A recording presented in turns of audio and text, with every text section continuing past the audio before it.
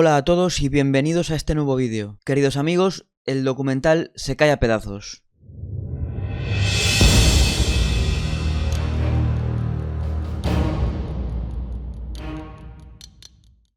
Bueno, durante todo este tiempo ha habido muchísimas novedades. Primero de todo, gracias a todos por el seguimiento, por las palabras que me dedicáis, por vuestros testimonios. Me gustaría recordaros que podéis seguirme en la comunidad del canal, ahí escribo casi todos los días, y en el canal de Facebook también, y en Instagram o en Twitter. Como sabéis, no tengo mucho tiempo para hacer vídeos, ni para editarlos porque estoy con el libro al 100%, que saldrá en junio. Pero en un par de meses ya vuelvo con más tiempo que nunca y seguiré haciendo vídeos más habitualmente.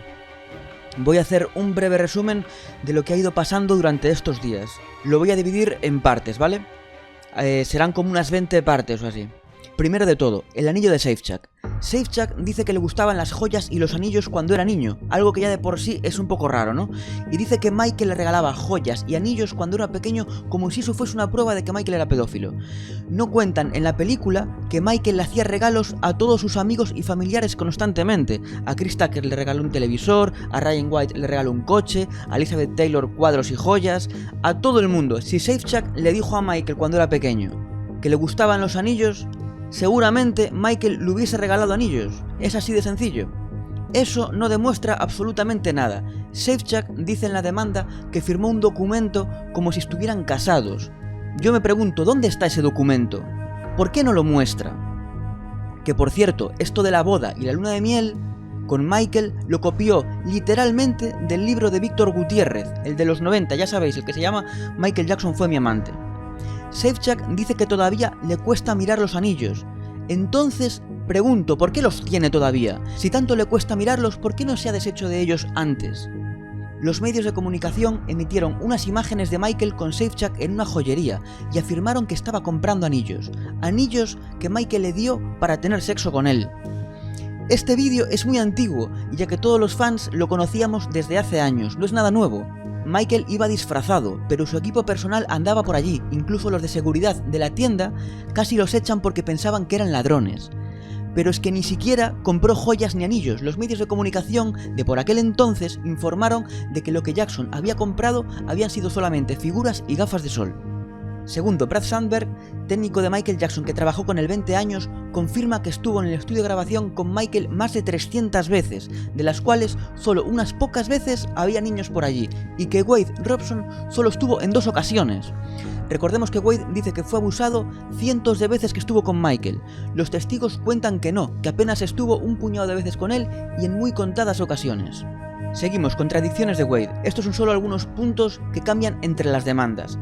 Recordemos que la película Leaving Neverland solo es la 4ª versión de los hechos que dan, muy diferente a lo que dicen en las demandas de estos últimos años. Primero, Robson afirma que conocieron a Michael el fin de semana del 13 de febrero en el estudio Record One mientras grababa su disco Dangerous. Pero según varias fuentes, las sesiones de grabación del disco empezaron en junio de ese año. En febrero aún no estaba Michael grabando allí. Contradicciones de Safechak. Dice que el primer abuso fue en el Bath Tour en París en junio del 88 y el siguiente abuso en Nueva York en febrero, en los Grammys del 89. Pues bien, Michael Jackson no asistió a los Grammys del 89 y los Grammys ni siquiera estaban en Nueva York, estaban en Los Ángeles. Michael sí actuó en los Grammys del 88, pero eso fue antes de ir a París. Seguimos. Wade afirma que cuando empezó el escándalo de abusos en el 93, Michael llamó de nuevo a Wade para que fuera a su casa a ver una película. Pues bien, cuando estalló lo de los abusos en el 93, Michael estaba en la otra esquina del mundo, en Tailandia de gira, en Asia, y fue de ahí directo a Europa para entrar en rehabilitación por una adicción a los analgésicos. Ni siquiera volvió a los Estados Unidos. Sexto, la niñera de los hijos de Michael, Grace, confirma que Wade llamó por teléfono a Michael durante el juicio del 2005 para ver si se podía casar con su mujer en Neverland. Ya me diréis, ¿qué niño abusado decide casarse en la casa de su abusador? Al final, la boda se aplazó por el proceso judicial y se casaron más adelante. Robson afirma en la película que fue a cenar a casa de Michael y que fue allí donde le convencieron para testificar a favor de Michael en el juicio. Pues eso es falso, porque en esa cena que menciona Wade, también estaba Tag, el sobrino de Michael Jackson, y ha confirmado que esa cena fue después de haber testificado en el juicio. Seguimos. En la película aparece Mark Geragos, abogado de Michael, haciendo un discurso en una conferencia de prensa, e insinúan en la película que ese discurso está relacionado con el tema de los abusos sexuales. Mark Geragos acaba de dar un comunicado por internet afirmando que se ha sacado totalmente de contexto esas imágenes, que esa conferencia era sobre 2 personas a las que demandaron por hacer escuchas telefónicas ilegales. Afirma que en Leaving Neverland sacaron de contexto esas declaraciones y las usaron para relacionarlas con los supuestos abusos sexuales. Safechuck asegura haber sido abusado por Michael Jackson entre los años 88 y 92. Lo dicen todas sus demandas, en entrevistas, en la propia película Leaving Neverland. En el minuto 51:40 confiesa que esos abusos se produjeron también en la estación de tren de Neverland. Dice así: en la estación de tren había una habitación en el piso de arriba y también tuvimos sexo allí. Pasó todos los días. Hasta incluye fotos de la estación de tren en la película. Pues ya está confirmado que Safechuck miente deliberadamente. Otra vez, la construcción de la estación de tren de Neverland se aprobó el 2 de septiembre del 93 y no se concluyó hasta el 94. Hay decenas de fotos aéreas que lo confirman, planos de la construcción. En el 92, en la zona de terreno de la estación, solo había un prado vacío. Esta noticia empezó a salir en todos los medios y Dan Reed, el director de la película, contestó aceptando la fecha de la construcción de la estación, pero diciendo que nosotros teníamos mal la fecha del fin de los abusos, que Safechuck había sido abusado también allí durante su adolescencia, durante los años 93 y 94, o sea, cuando Safechuck tenía 16 y 17 años. Es decir, el director de la película sale a defender su mentira contradiciendo lo que dice el propio Safechuck. Pero es que además, cuando James tenía 16 y 17 años, Michael ni siquiera vivía en Neverland, porque estaba trabajando en rodajes constantemente y ni siquiera volvía por allí. Safechuck dice que fue abandonado por Michael Jackson en cuanto se hizo adolescente, que fue reemplazado por Brett Barnes.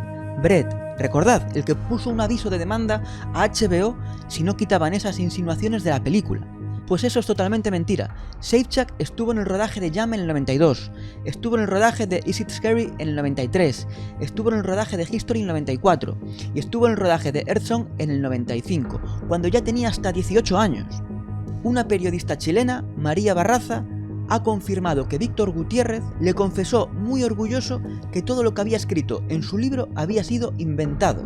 Víctor Gutiérrez, recordad, el que fabricó todas estas acusaciones a mediados de los 90 en su libro Michael Jackson fue mi amante.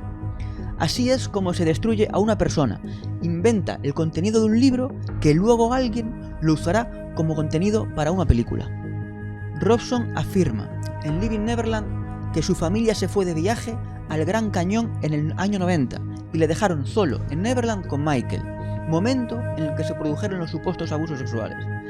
Aquí tenéis 2 declaraciones juradas distintas de Joy Robson, la madre de Wade, una del 93 y otra del 2016.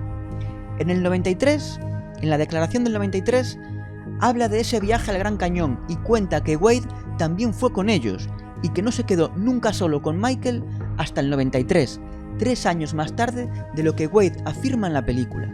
En el 2016, durante la propia demanda de Wade, Joy Robson vuelve a mencionar este viaje al Gran Cañón, en el que fue toda la familia, Wade incluido.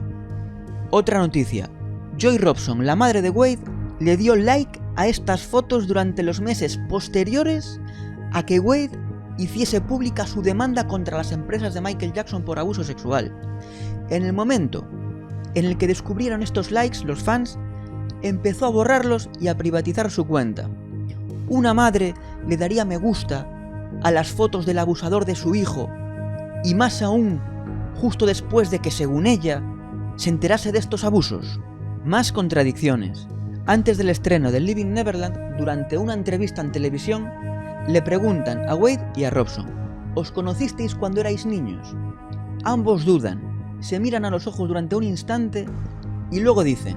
James dice no, Wade dice no. Pero Wade, para salir del paso, dice: le había visto en el anuncio de Pepsi, quería ser como él, tenía que ser como él. Después del estreno de Leaving Neverland, durante la entrevista que les hizo Oprah, le hacen la misma pregunta. Le preguntan: ¿os conocíais cuando erais niños? Y James dice: Conocía a Wade, estuvimos un par de veces en Neverland con otros niños y coincidimos en el rodaje del videoclip de Jam. Y hablando de Oprah, no se sabe bien por qué, pero está borrando todo rastro de la entrevista que le hizo a Wade y a Safechuck después del estreno de la película. No se sabe bien por qué. Seguimos. Safechuck afirma también que Michael Jackson le prometió que compraría Neverland para él. Pero Neverland fue comprado por Michael Jackson en julio del 87, mucho antes incluso de que se conociesen. Por otro lado, sabéis que el State demandó a HBO por incumplir una cláusula de un contrato firmado en los 90. Cuando HBO emitió el concierto de Dangerous Tour, firmó un contrato en el que una cláusula asumía que nunca podrían emitir nada en esa cadena que dañase la imagen de Michael o transmitiese una imagen negativa. Han incumplido esa cláusula y el State ha demandado. ¿Pero qué pasa? Que el State está poniendo mociones para que el arbitraje de esa demanda sea público. Es decir, que salga a la luz toda la mierda que hay debajo de Living Neverland. Y HBO está tratando de impedirlo. Y no solo eso, está tratando de retrasar todo lo posible el juicio para que la película llegue lo más lejos posible y la vendan a todas las cadenas posibles. Y esto es nuevo, parece ser que Dan Reed usó en la película imágenes de Neverland grabadas por drones, pues esas imágenes fueron grabadas por los agentes que están tratando de vender el rancho y fueron cogidas por la película sin su consentimiento. Y usaron esas imágenes para presentar lugares de presuntos crímenes, sin la aprobación de los que las filmaron. Las cogieron directamente de YouTube, hay vídeos comparativos. Así que parece ser que se le viene otra demanda encima a HBO. Y por cambiar un poco de tema y hablar un poco de la campaña de desprestigio que hay hacia Michael Jackson durante estos días, se dijo que la exmujer de Michael Jackson, Debbie Rowe, había hecho unas declaraciones mediante las cuales afirmaba que los hijos no eran de Michael, que había sido inseminada artificialmente. Vale, pues Debbie Rowe no ha dicho nada. Esta solo es una noticia reciclada de hace 10 años, del 2009. Ese año, el tabloide News of the World publicó esa misma noticia y la propia Debbie Rowe la desmintió y demandó a la periodista y ganó el juicio. Con la campaña de desprestigio que está sufriendo Michael estos días, ha vuelto a salir esa noticia a la luz como si fuese real y actual, pero no lo es algo de hace 10 años y desmentido completamente. No estoy diciendo con esto que los hijos sean biológicamente de Michael, eso es cosa de ellos y a mí me da exactamente igual. Solo digo que esa noticia es falsa, como también han vuelto a publicar las declaraciones de LaToya, la hermana de Michael, como si fuesen actuales, y ya están más que desmentidas por la propia LaToya. Ya explicó en su día por qué dijo todo aquello en el 93 y ya está todo más que superado. También se dijo estos días que Paris Jackson, la hija de Michael, se había intentado suicidar, y ella estaba tranquilamente con su novio en el cine. La grabaron los paparazzis en cuanto se publicó la noticia. Y bueno, por otro lado también quiero mencionar que hay algunos famosos que se han posicionado a favor de Michael, como es Aaron Carter, que ya sabéis que se enfadó un montón y dijo que le quería pegar a Wade Robson, Diana Ross, que dijo textualmente: creo y confío en que Michael Jackson fue y es una magnífica fuerza increíble para mí y para muchos otros. Deténganse en el nombre del amor. Incluso el cantante will.i.am aseguró que Michael Jackson no dañaría ni a una mosca. Y por último, me gustaría avisaros que hay 2 documentales en camino, además de los documentales de TAG. Hay un canal francés, TF1, que va a hacer un documental sobre las supuestas circunstancias de la muerte de Michael Jackson y también va a abordar las acusaciones. Y otro documental, el de LaBelle Smith. Esta es una gran noticia. LaBelle Smith, el mítico coreógrafo y bailarín de Michael Jackson, ha grabado un documental en el que expone la verdad sobre las acusaciones. Y nada más por el momento, me gustaría recordar que yo realmente no estoy averiguando nada, solamente estoy recopilando toda la información que hay. El mérito aquí lo tienen todos los fans, todos los periodistas, todos los investigadores, biógrafos de Michael Jackson que están encontrando un montón de pruebas del fraude de esta película y las están exponiendo y sacando a la luz. Y la verdad es que está genial porque poco a poco los medios de comunicación se van haciendo cada vez más eco de todas estas mentiras que se están exponiendo en la película. Y es muy importante que todos hagamos todo lo posible para difundir la verdad que hay detrás de estas acusaciones. Como suelo decir en las entrevistas que me hacen estos últimos días, Living Neverland es como una vieja alfombra que si la levantas puedes ver enseguida toda la mierda que esconde debajo. Así que nada, un abrazo muy grande, nuevamente muchísimas gracias a todos por los mensajes que me dejáis. No puedo contestaros a todos porque son muchísimos, pero leo casi todos y procuro contestaros a los que me hacéis preguntas si tenéis dudas o cuestiones sobre todo este tema. Nos vemos en el próximo vídeo. Un abrazo muy grande.